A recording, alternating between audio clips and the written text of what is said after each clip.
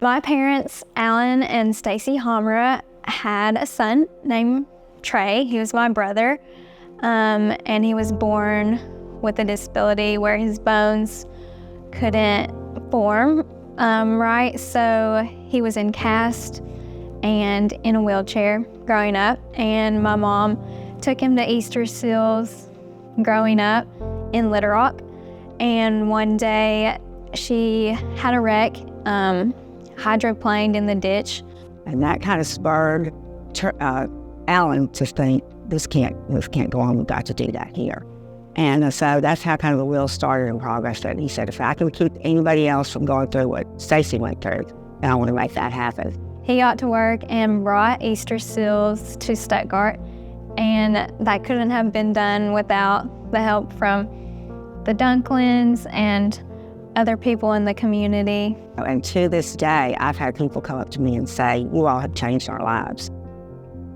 I'm Katie Henderson, and my son is Jack Henderson. We started coming out to Easterseals when he was 10 months old, so that was October of 2020. We knew he had some developmental delays, and we blamed that on us holding him too much. And my daughter Katie said, Mom, it's just something more than that. And then in August of that following year, Jack had his first seizure. We ended up getting a MRI, and the MRI says in big letters, significant brain abnormalities. So then we get referred to genetics, and they tell you that he has a genetic disorder called a tubulinopathy, and you have no idea what that is.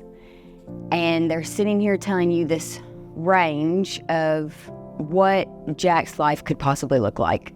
You sit there and you think, what in the world are you going to do? What in the world are we going to do? How is this going to be Jack's life? And then that thought does not last long, because you have Easterseals.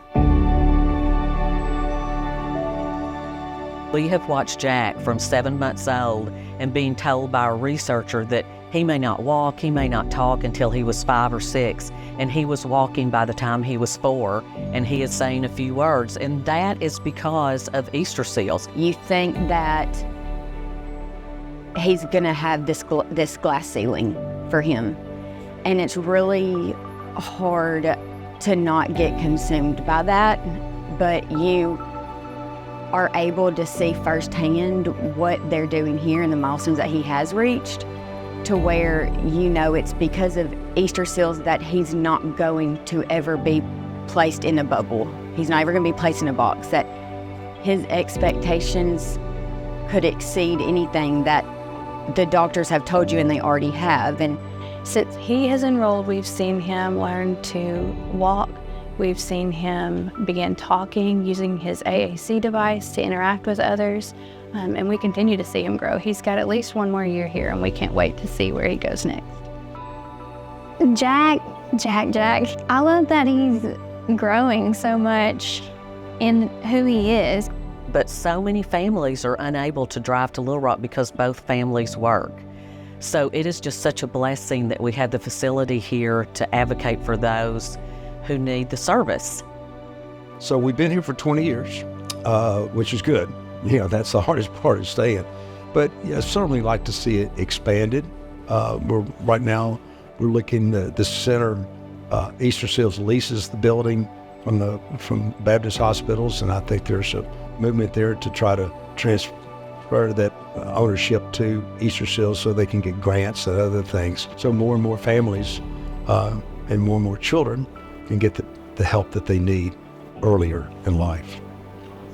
I would like to even see it go farther as far as the teenagers and the young adults, of that type of thing, because there's really not, there's smaller services, but there's not anything that encompasses all aspects that these individuals need and that they deserve to have.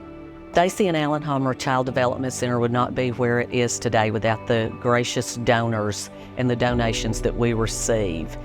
It would be great to have a bigger facility where we could house more children. It would be great to have new playground equipment, as ours has been here since we opened in 2004. There are lots of things that we could use to grow here, and having the donation and support of our community is very important. It is up to us to keep it going. It's up to us to be so passionate about it, to serve those that are unseen by many. Okay, so you've heard a lot of great stories tonight about the Dunklins, probably about Alan and Stacey, and about how the center in Stuttgart came to be. But just know, like, you have the opportunity to help with that. If you can sponsor 2 kids for a year, then do it. You can do 1, if you can do 3 months, if you can do 1 month, whatever the different levels are. And when you support that, you're helping the whole of the community to be the best that it can be. You're helping those kids reach things that maybe someone else didn't think was possible. So I would say, what is better than that? What is better than giving to possibilities? What is better than giving to a dream that you didn't think was possible, but now it is? So I would just say, reach down deep and give big.